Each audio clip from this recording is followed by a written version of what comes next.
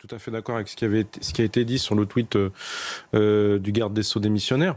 Je pense que tout est dit en fait. On en a tout simplement ras-le-bol. On en a ras-le-bol que même avec des images, avec des smileys, si je puis dire, un doigt d'honneur à la police et puis à la police républicaine et à la France et à l'État, je pense. Je le prends comme ça quand je vois ces smileys sur cette vidéo.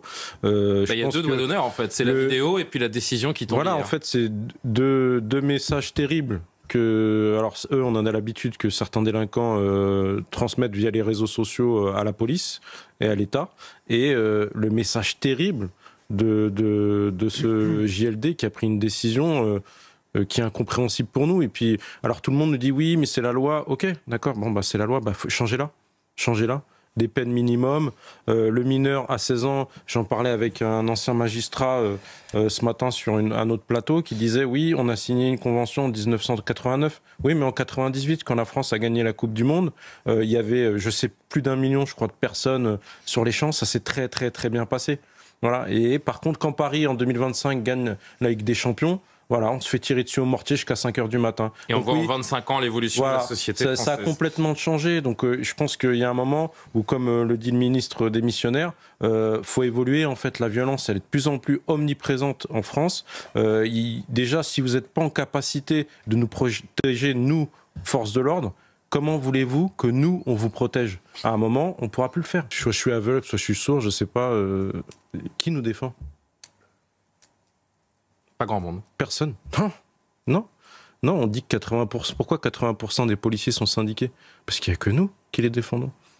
Affaire Naël, qui est venu voir? Ici, il y a eu quand même 1 ou 2 commissaires. Je les salue au passage. De la République, ça c'est sûr. Mais, voilà, merci. Et puis quand il s'agit d'un policier, des places de prison, on en trouve. Oui, non mais je pense à votre collègue qui était mis en détention provisoire. Non mais on sait très bien notamment. que même si on met en place 1 an de prison minimum, ce qui me semble le minimum pour moi, en France, vous faites pas 1 an de prison, mais déjà le mec au moins il aura un bracelet électronique et au moins déjà au-delà de la répression, ça dissuade en fait. Je l'ai dit encore sur un autre plateau, un gars qui a pas sa ceinture, un gars qui a au téléphone portable qui va bosser le matin, un gars qui va brûler un feu rouge, il sait qu'il prend les points, il prend 135, il y a le code de la route, c'est écrit dessus. Après, nous, par contre, on a un code pénal, mais... Si je peux me permettre, il y a l'idéologie bien pensante, médiatico-politique, et puis il y a les chiffres qui nous montrent régulièrement que la quasi-totalité des Français soutiennent leurs policiers. Oui, Alors, ils sont derrière eux. Ça, c'est la seule chose positive que j'ai vue en plus de 25 ans. C'est le seul truc positif. Parce qu'en termes des politiques, excusez-moi, plus ça va, plus les députés nous envoient au charbon, plus ils nous diabolisent. Donc, je sais pas, à part les Français, mais le problème, c'est qu'ils sont limités dans leur action. Combien de policiers ont été blessés hier lors des manifestations? 26, Alors, il y en a 26. 23, apparemment, 23. pour certains, ouais, ça va, ça s'est bien passé. Ben non, pour moi, c'est beaucoup trop. 26 cette semaine, 41, plus de 40 la semaine dernière. Et on s'habitue.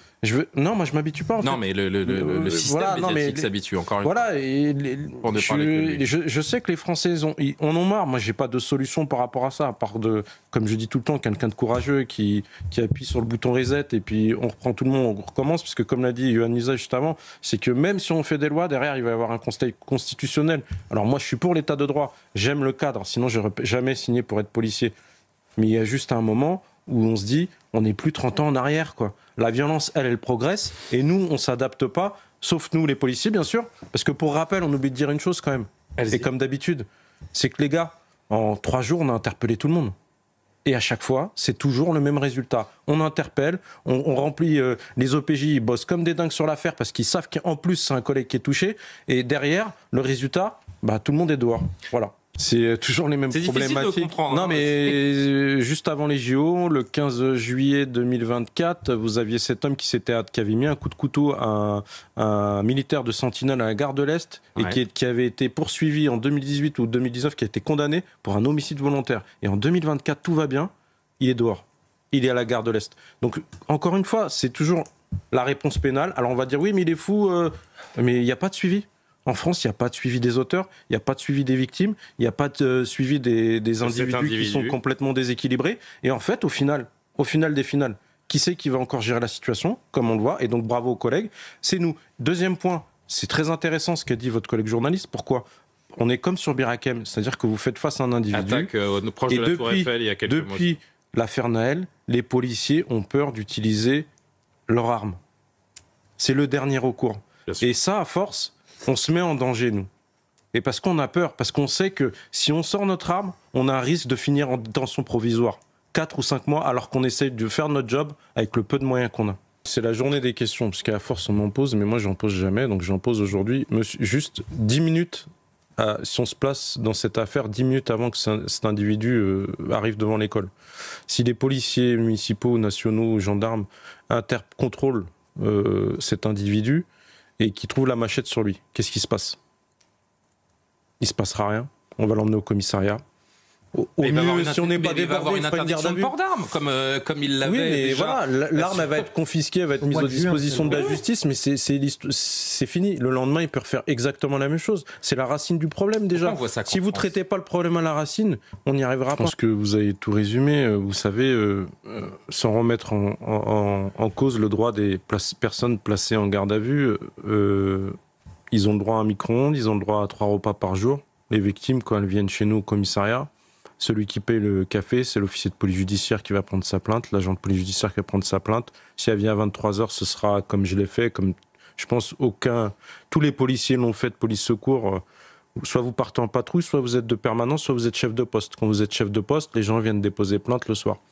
La femme qui vient pour déposer plainte parce qu'elle s'est fait violer, la femme qui vient pour signaler la fugue de son gamin, ou qui a été agressée par son conjoint, en fait, malheureusement, elle va attendre très longtemps pour qu'on prenne la plainte. C'est comme ça, on n'a pas assez de moyens pour faire mieux.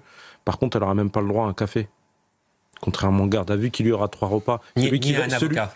Ni un avocat. Et celui qui va lui payer le café, en général, c'est le policier de sa poche. Donc, pour nous, c'est un échec parce que je pense que c'est une des raisons, et je crois que c'est la principale raison pour laquelle on veut devenir policier ou on est devenu policier, c'est pour justement aider ces victimes-là, en fait. Et pour nous, c'est un échec. L'affaire Philippines, elle nous aura beaucoup marqué parce que c'est un vrai échec. Comme l'a dit Yohann Usaï, il y a si je puis dire, c'est même plus une faille, mais bon. Oui, en effet, vous devenez comme nous, en fait, vous devenez des cibles. Ouais. Et moi, je vous remercie parce que je sais que moi, je vais sur tous les médias, je suis pareil que vous, hein, personne ne me dit ce que j'ai à dire, ni vous, ni personne, parce que moi, je représente les policiers. Je n'oserais pas essayer. Alors, non, mais je représente les policiers, et moi, je représente le terrain, j'essaie d'exprimer du mieux que je peux ce que constate et le sentiment de mes collègues. Maintenant, que j'aille sur France Info, BFM, CNews, je dis absolument ce que je veux. Et moi, je trouve ça bien, que la diversité, elle ait sa place un peu partout. Quelle qu'en soit la forme. Et ce qui vous coûte cher aussi, je pense, c'est que très régulièrement, vous soutenez ouvertement à l'antenne les policiers. Et ça, je crois que les gens du mais ça nous coûte cher, auprès du système médiatique. Vous remarquerez aussi que c'est nous qui avons interpellé. Mais les Français sont avec nous. Suite, hein. Oui, ça se voit sur Comment ? Vous avez remarqué qu'on a interpellé l'individu tout de suite. Mais comme pour nous, on le voit. On fera pas d'exemple avec une peine ferme. Ah je pense qu'il sera là à la prochaine manif à chasser les mais oui, non, mais c'est terrible parce que malheureusement, j'ai la mauvaise nouvelle pour vous. Comme pour nous, ça va continuer et ça va être de pire en pire. Et vous devrez faire sûrement comme Frontière, arriver avec 4 molosses autour de vous, sinon vous ne pourrez pas interviewer. C'est déjà le cas. Hein. J'avais été à la Courneuve quand il y avait eu le refus d'obtempérer avec la course-poursuite du policier qui, en évitant l'arrivée du taxi, avait percuté. L'individu était venu percuter avec son scooter et était décédé. C'était suivi une attaque de commissariat. Le lendemain, j'avais vu les journalistes de CNews. Ils sont blacklistés, quoi. Vous pouvez pas laisser un journaliste de CNews tout seul dans une banlieue. Moi, je lance le défi, hein, c'est pas possible. Parce que là, c'est devenu une vraie cible.